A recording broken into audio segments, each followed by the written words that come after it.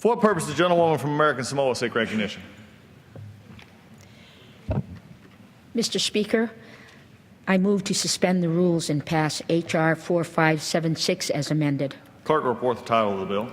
Union Calendar Number 557, H.R. 4576, a bill to implement the Convention on the Conservation and Management of High Seas Fisheries Resources in the North Pacific Ocean, to implement the Convention on the Conservation and Management of High Seas Fishery Resources in the South Pacific Ocean, and for other purposes.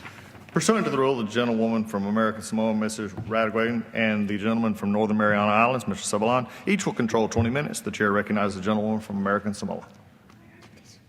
I ask unanimous consent that all members may have 5 legislative days to revise and extend their remarks and include extraneous materials on the bill under consideration.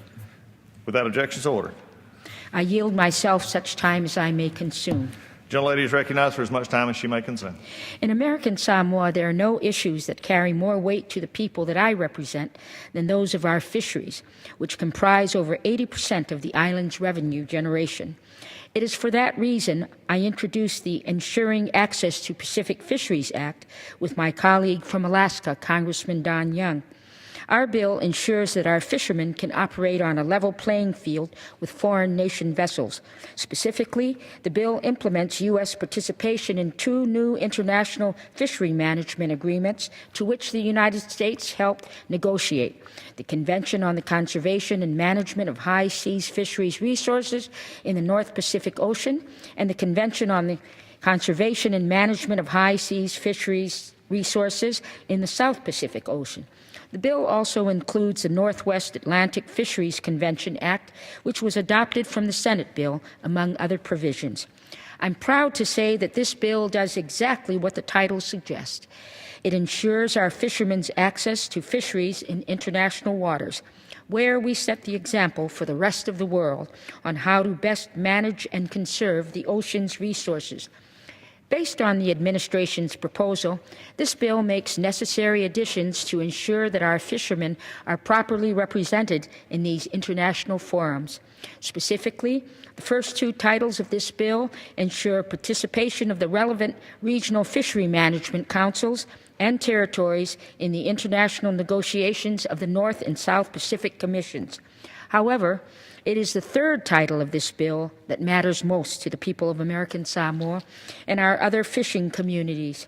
Title III makes critical amendments to the Western and Central Pacific Fisheries Convention Implementation Act to minimize disadvantage and maximize opportunities for our fishing fleets, especially those targeting migratory tuna stocks in the Pacific, which are essential to the stability of the American Samoa economy.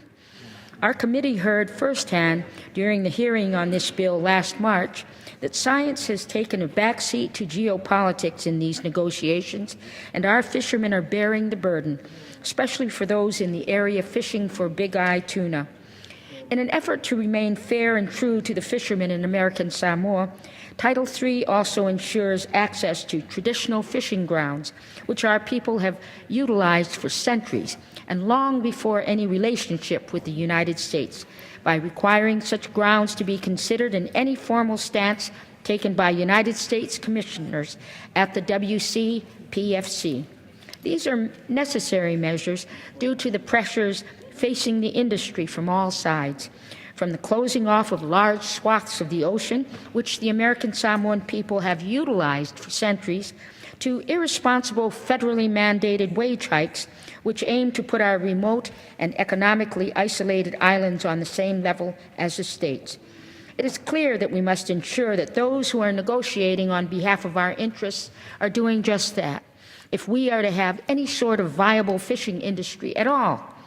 I want to thank the minority side for working with us in a bipartisan fashion on this bill.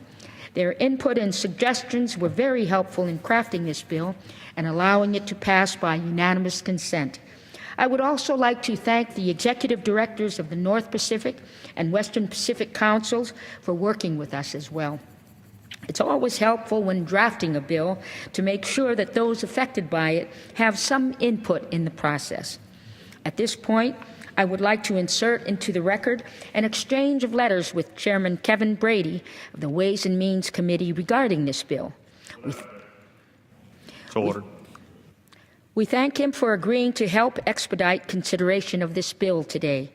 This bill, particularly Title III, is of the utmost importance to the people of American Samoa, and I respectfully urge my colleagues to support this important legislation. Thank you, Mr. Speaker. I reserve the balance of my time. The gentlelady reserves. Chair recognizes the gentleman from Northern Mariana Islands. Mr. Chairman, I yield myself as much time as I may consume. The gentleman is recognized for as much time as he may consume.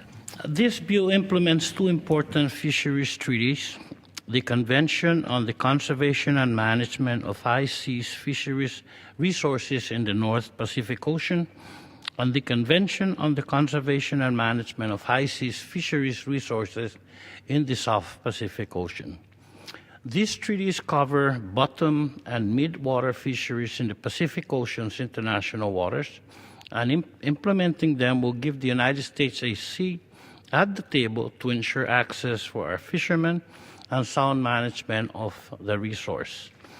H.R. 4576 also updates the Northwest Atlantic Fisheries Convention Act and amends the Western and Central Pacific Fisheries Convention Implementation Act, and makes important changes to the High Seas Drift Net Fishing Moratorium Protection Act. This set of changes will enhance our ability to combat illegal, unreported, and unregulated fishing and give greater protection to sharks. I applaud the efforts of the gentlelady from American Samoa to bring this bill to the floor in its current form, and I urge my colleagues to join me in supporting it. And with that, Mr. Chairman, I have no further speakers. I yield back the balance of my time. The gentleman yields back. The gentlelady from American Samoa is recognized. I yield back the balance of my time. He yields back. All time for debate having closed. The question is, will the House suspend the rules and pass the bill, H.R. 4576, as amended? Those in favor say aye. Aye. Those opposed, no. Opinion of the chair, 2/3 being in the affirmative. The rules are suspended. The bill is passed without objection. Motion to reconsider is laid upon the table.